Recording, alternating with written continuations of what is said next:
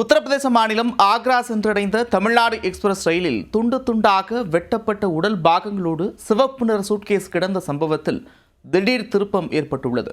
ஆண் மற்றும் பெண் என இருவர் சென்னை சென்ட்ரல் ரயில் நிலையத்தில் அந்த சூட்கேஸுடன் செல்வது சிசிடிவி கேமராவில் பதிவாகியிருக்கிறது.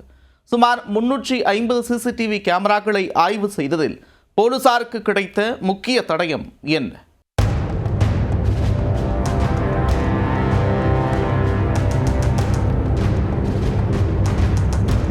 இரு தினங்களுக்கு முன்பு ஆக்ரா கண்டோன்மெண்ட் ரயில் நிலையத்திற்கு சென்ற தமிழ்நாடு எக்ஸ்பிரஸ் புதுப்பட்டியில் இருந்து துர்நாற்றம் வீசிய சிவப்பு நிற சூட்கேஸ் ஒன்றை ரயில்வே போலீசார் கண்டுபிடித்தனர். சூட்கேஸை திறந்து பார்த்த போலீசார் அதிர்ச்சியில் உறைந்து போயினர். அதற்குள் அடையாளம் தெரியாத ஆண் ஒருவரின் உடல் உறுப்புகள் துண்டு துண்டாக வெட்டப்பட்ட நிலையில் இருந்தது. அந்த உடல் பாகங்கள் சென்னையுடன் தொடர்புடைய பிரபல ஜவுளிக்கடை ஒன்றின் பிளாஸ்டிக் கவரில் சுற்றப்பட்டிருந்ததால் கொலையாளி சென்னையைச் சேர்ந்தவராக இருக்கலாம் என சந்தேகமடைந்தனர்.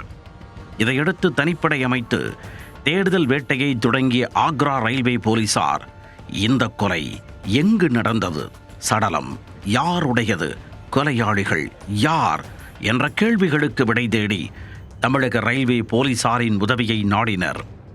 சென்னை சென்ட்ரல், சென்னை பார்க், தாம்பரம் மற்றும் புறநகர் ரயில் நிலையங்கள் என மொத்தம் 350க்கும் மேற்பட்ட சிசிடிவி கேமராக்களின் காட்சிகளை இரு மாநில ரயில்வே போலீசாரும் ஆய்வு செய்தனர். அதில் ஒரு ஆணும் ஒரு பெண்ணும் சிவப்பு நிற சூட்கேஸுடன் சென்னை சென்ட்ரல் ரயில் நிலையத்திற்குள் நுழைவது பதிவாகியிருந்தது. பின்னர் தமிழ்நாடு எக்ஸ்பிரஸ் பொதுப்பெட்டிக்குள் அந்த சூட்கேஸை வைத்துவிட்டு ரயில் புறப்படுவதற்கு முன்பே இருவரும் அமைதியாக இறங்கிச் சென்றதும் தெரியவந்தது. அதன் பிறகு சென்னை பார்க் ரயில் நிலையத்திற்கு நடந்து சென்ற தம்பதியினர் அங்கிருந்து தாம்பரம் செல்லும் புறநகர் ரயிலில் ஏறிச் சென்ற காட்சிகளும் சிசிடிவியில் பதிவாகியிருந்தன. இந்த தம்பதியினரின் நடமாட்டத்தை முழுமையாக கண்காணித்துள்ள போலீசார் அவர்களின் அடையாளத்தை உறுதி செய்யும் பணியில் தீவிரமாக ஈடுபட்டு வருகின்றனர்.